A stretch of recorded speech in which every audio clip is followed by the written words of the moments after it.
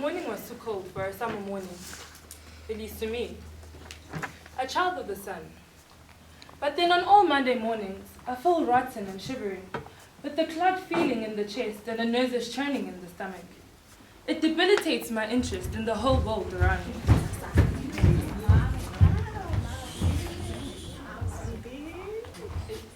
The Dube station. With the prospect of congested trains, filled with sour-smelling humanity, it did not improve my impression of a hostile life, directing its malevolent plumb at me. Despairing thoughts darted through my mind. The lateness of the trains, the shoving savagery of the crowd, and the grey aspect around me. Even the announcer over the loudspeaker gave confusing directions. Everybody move to the left, to the center, to the left, to the right, to the left, to the center, to the right, to the right, to the right.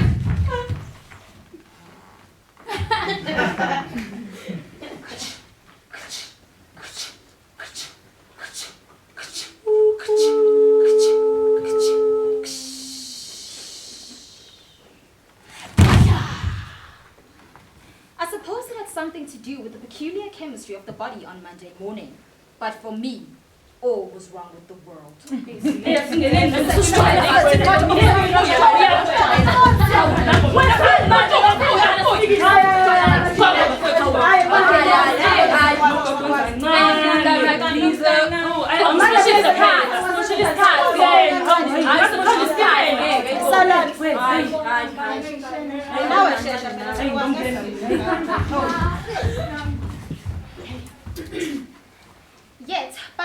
Yet, by one of those flukes that occur in all train routines, the train I caught was not full when it came.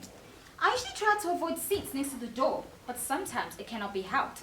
So it was on that Monday morning that when I hopped into the third-class carriage as the train moved off.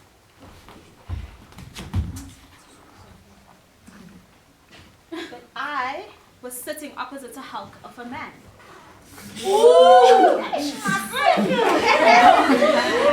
His hugeness was obstructive to the sight when you saw him and to the mind when you looked away. His head, it tilted to one side in a half-drowsy position, with his flickering nostrils and trembling lips. He looked like some kind of ganan, pretending to be sleeping, but watching with every nefarious intention. His chest was a live barrel that heaved, back and forth, back and forth, back and forth. I stared, fascinated at his large breast, with its winking eye and dark nipples.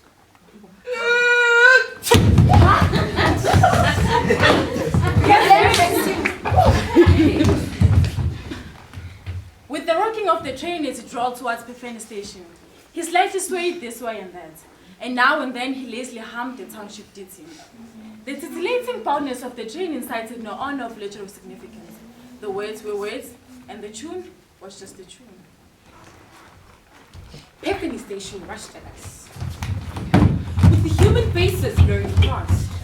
When the train stopped, in stepped a girl. She must have been a mere child, not just petite, but juvenile in structure. Yet her manner was all adult, as if she knew all about the scheme of entire. With the scornful toss, relegated it. She sat next to me. A train slid into a pomelo. Against the red brick waiting room, I saw the double laundry. Sorry. All the world not damn interested in taking the train, but I knew the type. I knew the type. So I watched him in a greedy anticipation.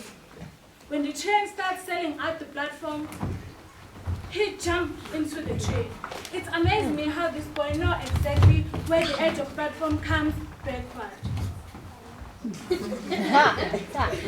torch staggered towards us, frightening everybody in the train, looking at everybody. Then he stood between our seats. He watched everybody, then turned to the girl, and he started to tease her. All township lovemaking is rough. Yo! How long did you think you'd Jack me baby. Yini angikwazi. Oh, Yeah, nabangani bakhe. Awuyazi lesinathe besiyenza yenzane. Awuyazi. Some women, reasonably out of doubt, and they murmured. Wemamdlalos, lezi ingane, zibukisa ngathi ngeke kulo. In front of us, never again. Zimhlope. A dirty white station. The Toti saw his friend. Cheri fethu. Ethi ngiyamshashaya yabo ethi manje useyakulahla.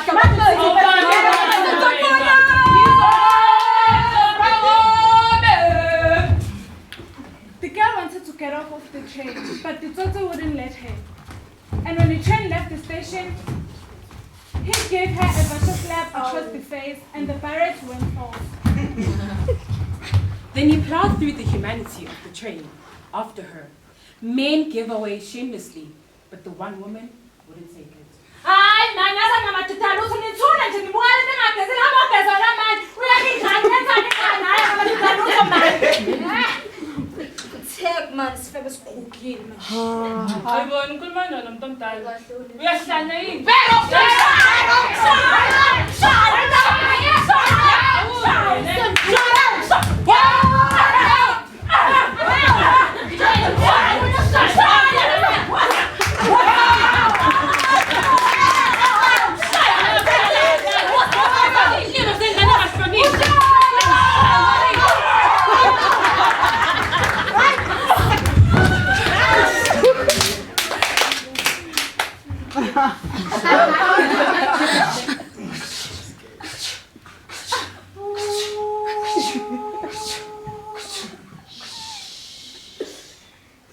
The Dube station, where anything